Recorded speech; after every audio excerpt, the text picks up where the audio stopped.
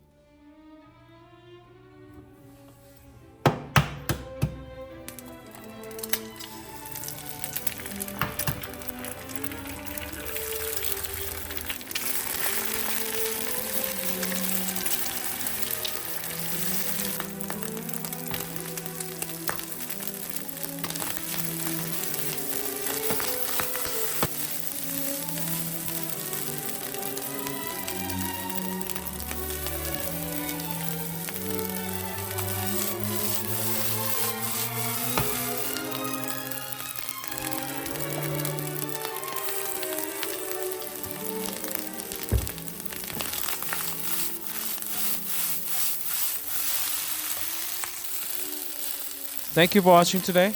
And don't forget, subscribe and like please.